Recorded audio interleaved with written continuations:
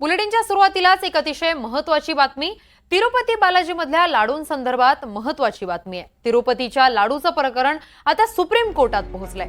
तिरुपतीमध्ये प्रसादाचे लाडू तयार करताना त्यामध्ये प्राण्यांची चरबी मिसळल्याचा गंभीर आरोप आंध्र प्रदेशचे मुख्यमंत्री चंद्राबाबू नायडू यांनी केला होता।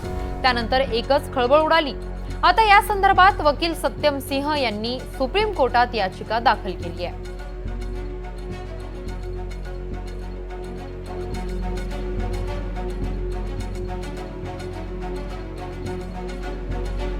तिरुपती बालाजी लाडू प्रकरण हे थेट आता सुप्रीम कोर्टात पोहोचलेलं आहे।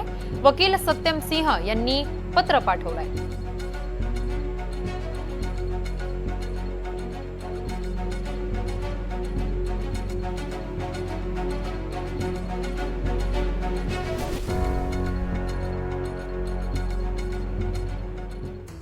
या याचिकेत नेमकं काय आहे आपण पाहूयात ग्राफिक्सच्या माध्यमातून। तिरुपती मंदिरात नैवेद्य तयार करताना प्राण्यांच्या चरबीचा वापर करण्यात आला। हे कृत्य मूलभूत हिंदू धार्मिक प्रथांचं उल्लंघन करणार आहे। प्रसादाला पवित्र आशीर्वाद मानणाऱ्या असंख्य भाविकांच्या भावना दुखावल्यात।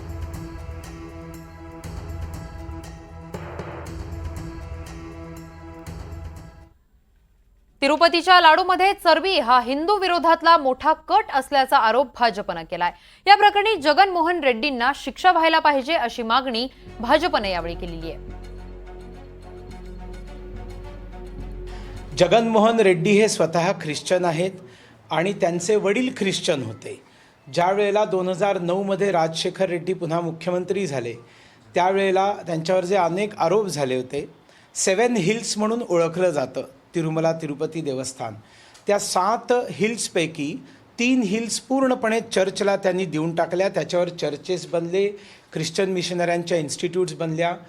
त्या काळात प्रसाद बनवण्याचं कॉन्ट्रॅक्ट एका ख्रिश्चन कॉन्ट्रॅक्टरला देण्यात आलं। तेव्हाही हा मुद्दा उभा केला होता की जर प्रसाद बनवणारा व्यंकटेश्वरा स्वामीला जर शैतान मानतो, तो जर स्वतः गाईचा मांस खातो, तर त्याला श्रद्धा नसलेल्या व्यक्तीला तुम्ही कसं प्रसाद बनवायला देता, हा प्रश्न तेव्हाही निर्माण झाला होता।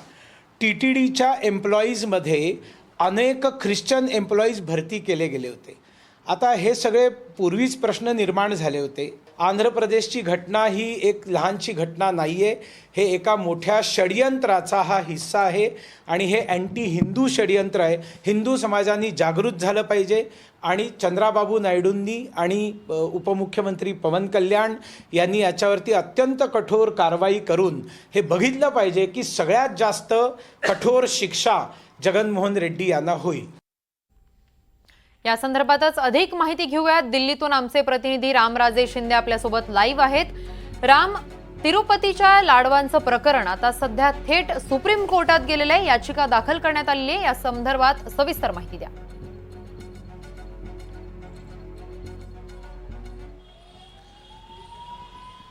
बिलकुल, राजकीय माध्यमातून सरकारच्या पातळीवर, पक्षांच्या पातळीवर आणि दुसरं म्हणजेच की आता कोर्टामध्ये सुद्धा अशा प्रकारची याचिका एक दाखल करण्यात आलेली आहे। या कोर्टाच्या याचिकेकडे अगोदर आपण येऊयात। याचिकेमध्ये काय म्हटलेलं आहे तर संविधानाचं जे कलम 25 आहे त्यामध्ये प्रत्येक भक्ताला, प्रत्येक श्रद्धाळूला आपला जो मौलिक अधिकार आहे श्रद्धेचा, भक्तीचा, तो अधिकार देण्यात आलेला आहे। आणि अशा या घटनेमुळं लाडूमध्ये विविध प्रकारचं जे फिश ऑइल टाकण्यात आलेलं आहे किंवा चरबी टाकण्यात आलेली आहे, तर याच्यामुळं त्याच्या श्रद्धेला धक्का पोहोचलेला आहे आणि श्रद्धेला धक्का पोहोचवता येत नाही अशा प्रकारचं या कलमामध्ये सांगण्यात आलेलं संविधानाच्या, आणि याचंच उल्लंघन करण्यात आलेलं आहे। हाच आधार घेतलेला आहे आणि याच आधारे सुप्रीम कोर्टामध्ये एक केस दाखल करण्यात आलेला आहे। त्यावर आता सुप्रीम कोर्ट कधी सुनावणी घेते हे पाहावं लागणार आहे। परंतु दुसरीकडे केंद्र सरकारनं सुद्धा दखल घेतलेली आहे। केंद्रीय गृहमंत्री अमित शहा यांनी सुद्धा एक रिपोर्ट पाठवण्यासाठी सांगितलेला आहे आणि या संदर्भामध्ये राज्य सरकारला एक अहवाल जो आहे तो तातडीनं द्यावा लागणार आहे। तर दुसरीकडे पक्षाच्या पातळीवर सुद्धा मोठी टीका केली जाते आणि सुनील देवधर यांनी सुद्धा ही टीका केलेली आहे आणि या टीकेचा रेफरन्स जो आहे तो महाराष्ट्रासाठी जोडलेला आहे। कारण ज्या प्रकारे महाराष्ट्रामध्ये सुद्धा जसं की बालाजीचं मंदिर आहे तिरुपतीचं, तसंच महाराष्ट्रामध्ये सुद्धा शिर्डी मंदिर आहे आणि पंढरपूरचं सुद्धा मंदिर आहे.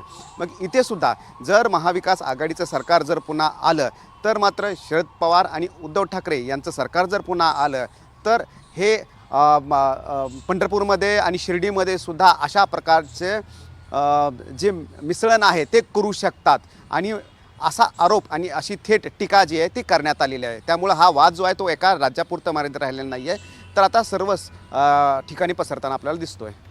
नक्कीच राम, धन्यवाद तुम्ही दिलेल्या या सविस्तर माहितीसाठी.